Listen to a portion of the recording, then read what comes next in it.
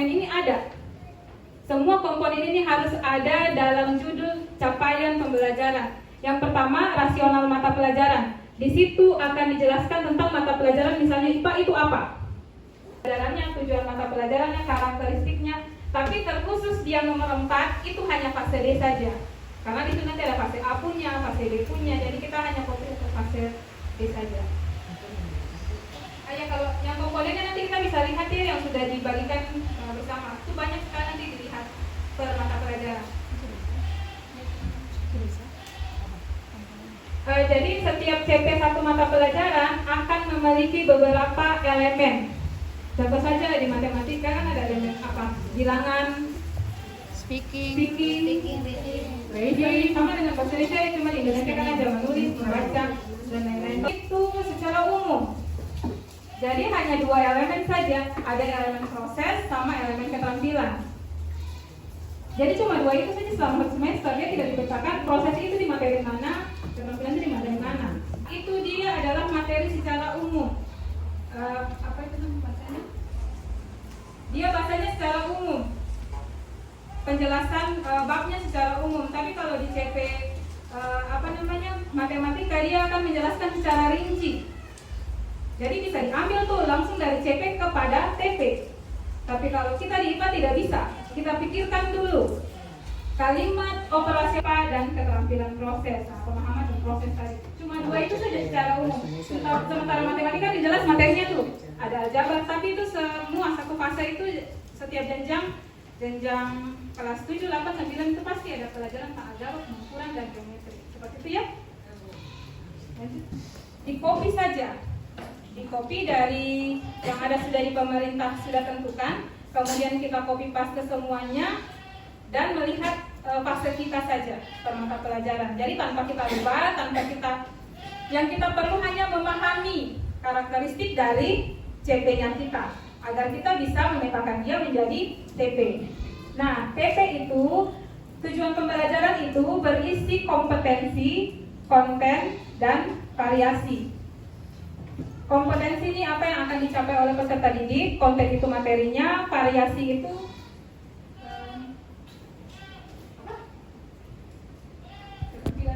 keterampilan yang akan dicapai peserta didik dalam satu tujuan itu. Jadi nanti dua-duanya dapat itu ada.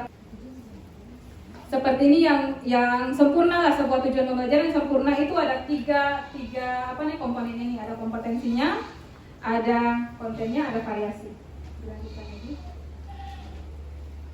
Nah, di sini di teknik merumuskan TP. Nanti kita akan berbeda di setiap mata pelajaran. Ada yang caranya sudah ada CP didapat dari pemerintah. Kita langsung merumuskan tujuan pembelajaran itu secara langsung dari TP kita ambil yang terkait CP. Kita tidak bisa pakai teknik yang nomor 1. Kalau yang teknik nomor 3 ini berarti sudah terkait dengan lintas mata pelajaran. Mungkin ada satu proyek bersama akan kita buat dan kita rumuskan TP-nya. TP kita urutkan ke TP. Tadi itu ada pakai 3 teknik tadi. Ada teknik yang ambil langsung dari CP, mentah itu ambil langsung tuh, copy langsung dari CP ke TP, jadi TP. Tapi ada juga yang menganalisis kompetensi yang ada di CP, tidak bisa copy langsung. Contohnya seperti ini, kita lihat yang bahasa Indonesia punya untuk TP. Bahasa Inggris. Nah, ini rumusan tujuan pembelajarannya. Ke atas mungkin Ibu biar lebih ini ke formatnya. Ya. Jadi di tujuan pembelajaran itu ada komponennya, ada elemen karena tadi itu ya di CP itu kan ada elemennya. Jadi elemennya itu dimasukkan. Bagaimana kalau di mata pelajaran ini tidak ada elemennya? Tidak ada, semua pasti ada elemennya. Bahkan di mata pelajaran IPA yang secara umum itu ada elemennya. Ada keterampilan dan proses itu. Kemudian ada elemennya, kalau memang elemennya itu sudah dia sudah nyambung atau berurutan sama dengan TP-nya, kita bisa copy paste saja langsung seperti ini untuk bahasa misalnya. Di elemennya itu ada memahami, menyimak dan berbicara. Langsung di situ ada tujuan pembelajarannya yang ada di CP-nya.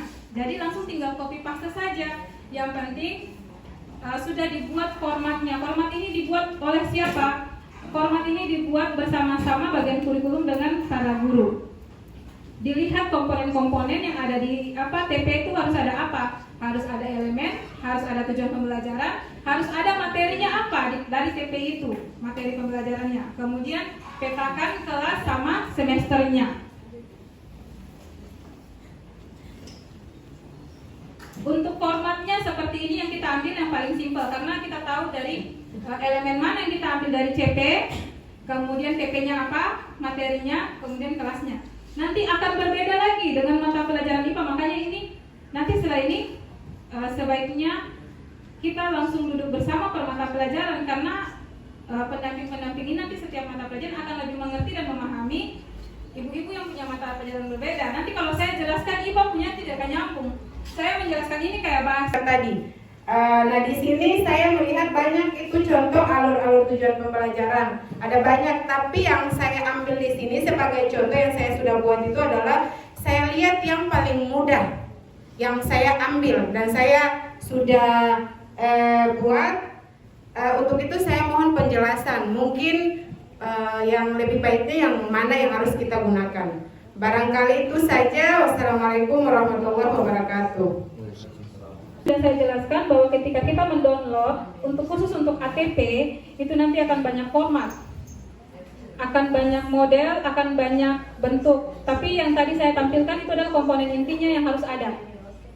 Komponen inti yang harus ada pada sebuah ATP yang kita buat. Jadi memang dia sedikit saja. Tadi kan sudah saya jelaskan bahwa kalau misalnya ada perlu tambahan dari format itu, boleh silakan. Atau mau ibu bapak buat yang paling sederhana sehingga bapak ibu mengerti, itu boleh saja. Tidak ada di kurikulum Merdeka format baku atau format pasti seperti K13. Kalau K13 kita mendapatkan silabus itu adalah format baku yang kita dapat dari pemerintah. Dan tidak bisa kita rubah, hanya bisa kita sesuaikan dengan kondisi sekolah kita. Tapi kalau di K13 tentang ATP itu boleh kita formatkan sesuai dengan kondisi kita. Dengan syarat komponen utama tidak boleh dihilangkan. Itu syaratnya. Ingat, untuk kurikulum Merdeka, kita merdeka, bebas dalam berkreasi, tapi komponen utama dalam sebuah format itu tidak boleh dihilangkan. Itu saja patokannya. Kalau misalnya komponen utamanya hilang, berarti ibu punya salah. Karena apa? Kita dimerdekakan, tapi dengan syarat-syarat tertentu. Biar kita tidak terlalu kaku dengan format. Karena kita sebagai guru terkadang kaku dengan format. Kalau itu contoh, ya sudah, berarti itu sudah ada yang baku yang harus kita ikuti. Padahal terkadang kita punya kreativitas itu lebih tinggi daripada format yang ada. Terkadang kita lihat ini tidak sesuai nih dengan tujuan pembelajaran atau dengan kondisi sekolah kita, khusus di alurnya. Saya merasa ini terlalu panjang, tidak usah tambahkan media, yang penting ini saja cukup, yang penting komponen intinya. Kalau misalnya saya merasa bahwa ini tidak cukup, harus ditambahkan dengan yang lainnya biar saya lebih pahami dan saya lebih mengerti, itu boleh saja.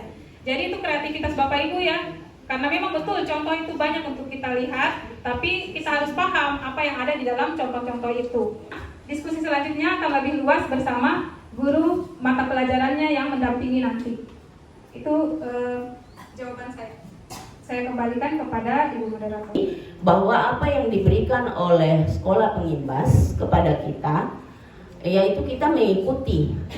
Jadi istilahnya kita satu format begitu. Mungkin dari teman saya tadi begitu. Karena kalau di sekolah kami itu begitu, setelah kita duduk berembuk, karena berbeda-beda pendidikan agama juga, dia memang CP, ATP-nya dia punya format itu sangat berbeda. Dan kalau mata pelajaran lain dia melihat, pasti dia pusing. Tidak beda, maksudnya tidak sama dengan yang kita punya, kita yang mengajar mata pelajaran tersebut. Jadi dari tempat ini Ibu mungkin kita samakan, kita punya persepsi, karena nanti Bapak Ibu kan turun mendampingi kita. Apabila kita membuat tidak sama, kan bisa juga kita bingung atau Ibu yang bingung begitu. Maksud teman saya mungkin tadi seperti itu. Terima kasih. Assalamualaikum warahmatullahi wabarakatuh. Insya Allah kita akan mengikuti apa yang alur Bapak Ibu punya pekerjaan, karena kita tidak bisa mengintervensi hak kurikulum di dalam kurikulum Merdeka. Kurikulumnya merasa pantas, merasa dia itu harus ada komponen itu. Sementara kalau kita di sekolah kita merasa tidak perlulah Bapak Ibu sudah ada di RPP. Karena ini kan kita konsepnya Merdeka Belajar. Yang penting tadi komponen intinya itu ada. Jadi yang Ibu Ida tolong yang lihat TP komponen intinya untuk TP.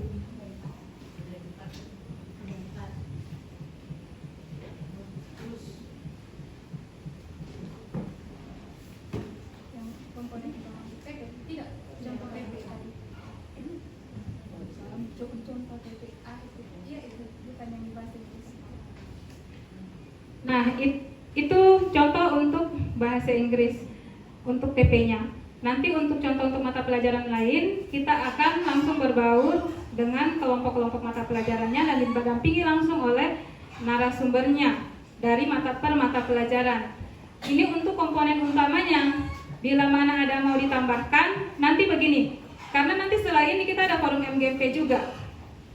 Di luar ini kita mendampingi. Jadi nanti ada pendapat yang bertolak belakang. Kenapa harus ada ini? Kenapa harus ada itu? Kenapa ini dihilangkan? Kenapa ini tidak ada? Kalau kita kaku kepada satu format, kita tidak bisa masuk tuh. Kalau ibu nanti dapat di sini di sini begini, ketika masuk forum MGMP ada tambahan format, kita tidak bisa masuk ke forum MGMP karena dia tambahkan format. Dan kita kalau memaksakan juga bahwa kita dapat di di pengimbasan seperti ini formatnya, tidak ada tambahan apa-apa. Sementara di MGMP mengharapkan bahwa ada tambahan biar ibu-ibu lebih atau ibu-ibu dan bapak-bapak guru bisa lebih mengerti. Jadi format secara pasti baku setiap sekolah itu tidak kita intervensi karena pastinya setiap format ada alasannya. Seperti itu ya Bapak Ibu ya. Dan alasannya itu pasti dimengerti oleh setiap narasumbernya. Karena setiap narasumber juga seperti itu di setiap sekolah. Tidak ada format yang baku. Hanya ada komponen yang baku yang ditetapkan oleh pemerintah. Jadi tambahan boleh, dikurangi tidak boleh. Jadi seperti itu ya Ibu ya. Kalau misalnya Ibu, kalau saya punya di sini ternyata kita pakai format yang ini, kok waktu kita forum MGMP-nya atau MGMP sekolah atau MGMP kecamatan, kok tidak sama nih? Ada lebihnya. Boleh saja masukkan lebihnya. Nanti ketika itu kita datang untuk pendampingan, nanti kan Bapak Ibu bisa menjelaskan kepada kita kenapa Ibu saya tambahkan daripada format yang Ibu Bapak sudah berikan sebagai contoh. Seperti itu ya, nanti akan dijelaskan. Begitu ya Ibu? Iya. Yang ada kita diajarkan untuk komponen itu semua, berarti kita harus kasih semuanya. Semuanya harus ada pada satu komponen. Satu formasi umum itu berisi identitas sekolah, kompetensi awal yang diharapkan karakternya ada pada materi itu. Sarana dan prasarana itu kurang peserta didiknya saja. Karena yang urutan awal sampai ke berapa itu semua ada di RPP. Tidak perlu. Setelah bikin asesmen awal pembelajaran yang kognitif, itu kita akan tinggi. Jadi ada 3 kelompok itu. Kita tahu dari mana? Tahu dari setelah melakukan analisis asesmen awal pembelajaran yang kognitif. Kalau kita tidak melakukan itu, maka nanti kolom ini akan kosong. Ketika kolom ini kosong, maka akan berpengaruh kepada langkah-langkah pembelajaran dan selanjutnya sampai ke asesmen formatifnya. Jadi langkah ini tidak bisa. Harus setiap memulai bab baru kita harus uji kemampuan awal mereka dulu. Karena mau kita bayar yang rata-rata atau yang di bawah rata-rata atau yang sudah di atas rata-rata. Itu yang dimaksud dengan pola bilangan atau ada berapa macam atau ada berapa contoh pola-pola yang dia punya kaitannya dengan kehidupan sehari-hari ya, seperti itu Ibu. Terima kasih.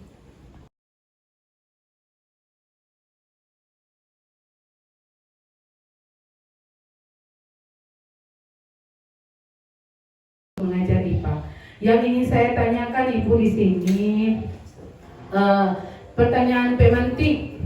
Kebetulan kemarin saya membuat aksi nyata pembelajaran inklusif dan alhamdulillah sudah mendapatkan sertifikatnya. Dan ternyata saya buka kembali di modul ajar saya. Di sini pertanyaan pemantik menjelaskan. Ternyata tadi Ibu menjelaskan bahwa pertanyaan pemantik itu yang pertama memicu siswa, motivasi siswa untuk mau mengetahui apa materi hari ini akan kita belajar. Tetapi pertanyaan pemantik saya di modul ajar saya kemarin, iya, itu tentang materi kemarin.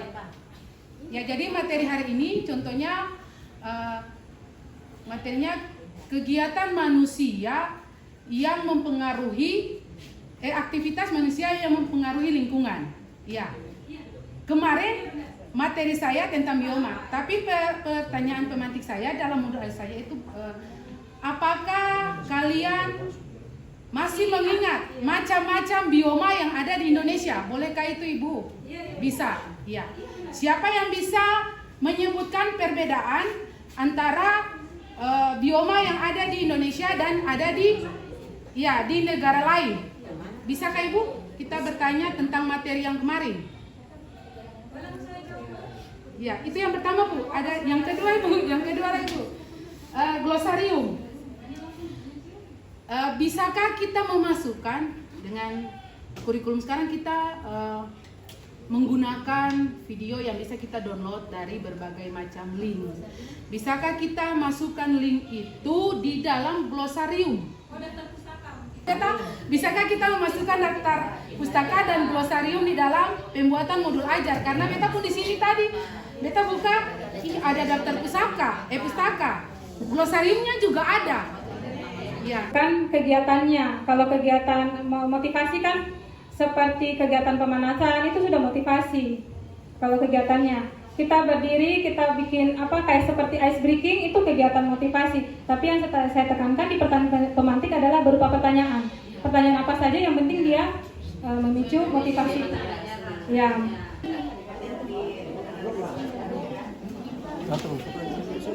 Tidak melakukan pengukuran nih. Jadi biar materi hakikat ilmu sains dan metode ilmiah itu masuk, tetap olah dia punya kata tersendiri, kata operasional tersendiri, biar semua itu masuk.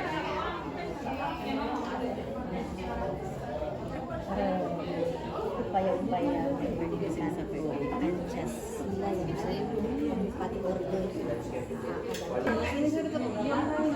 Kadang bola, kadang ini jaringan. Terkait dengan tujuan pembelajaran yang ada di layar itu hanya singkat saja, karena memang prosesnya itu intinya adalah yang penting kita bisa memahami cara penyusunan dari ada di depan itu adalah salah satu tujuan pembelajaran yang kami angkat mewakili, yaitu di mata pelajaran. Kami lanjut ke tujuan pembelajarannya mudah. Nah, salah satu yang kami angkat pada materi di atas adalah pada TIK, dan materinya adalah perangkat keras. Kemudian ini difokuskan di kelas 7. Lalu yang bagian kedua itu mampu menjelaskan bagaimana sistem komputer bekerja. Jadi Baik, itu tadi tentang TP. Bapak Ibu nanti mungkin ada sekalian saja nanti akan ditambahkan oleh Ibu narasumber. Boleh. Dengan katong melakukan tepuk tangan. Ya. Mungkin kita bisa berdiri sama-sama. Mohon maaf Bapak Ibu ya. Iya. Saya pandu, saya hitung 1, 2, 3.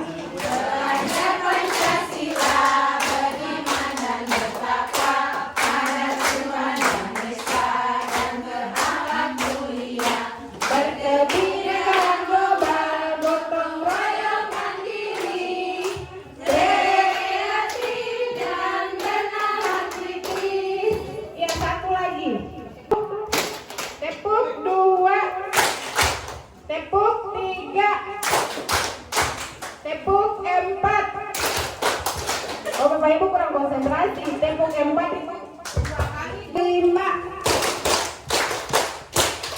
Bapak Ibu tepuk tangan terlalu banyak. Iya, tepuk tangan Bapak Ibu. Di kelas 8 ada juga di kelas 9, jadi dia merangkum secara keseluruhan. Kemudian Iya, kelas 7 semester ganjil. Kemudian untuk pemahaman bermaknanya menjelaskan pengertian bilangan bulat. Yang kedua, menentukan letak bilangan bulat dalam garis bilangan. Yang ketiga, menyelesaikan operasi pada bilangan bulat.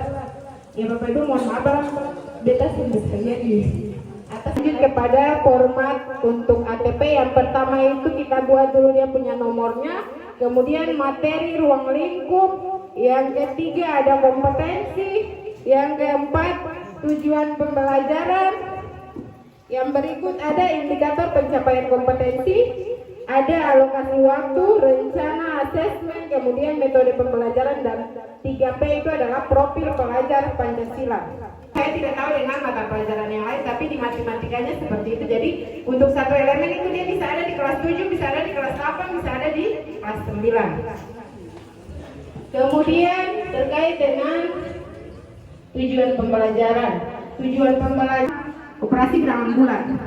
Kemudian untuk indikator pencapaian kompetensi itu katong lihat berdasarkan tujuan pembelajaran. Kalau di situ menjelaskan berarti siswa mampu memahami.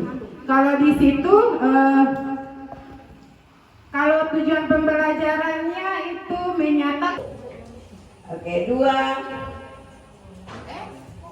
Ya, oke, balik. Ditulis pakai tangan ya. Oke, 1, 2, 3, 4, 5, 6, 7, 8, 9, 10. Oke, sekarang oke, 2, 3, 4, oke, 5, 6,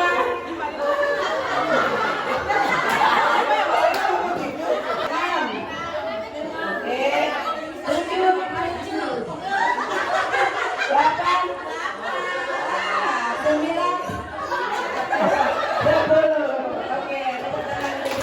Pada awal mulai pembelajaran. Jadi katong menyanyi dulu sedikit dari jari jempol sampai ke jari kelingking. Mana jari tunjuk, apa kata jari tunjuk saya kalau belajar jangan ngantuk. Bapak Ibu nyanyi. Ini namanya jari apa? Ayo, ini namanya jari tengah.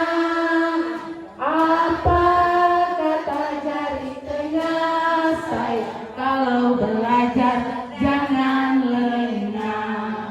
Jari manis, ini namanya jari apa? Ayo, ini namanya jari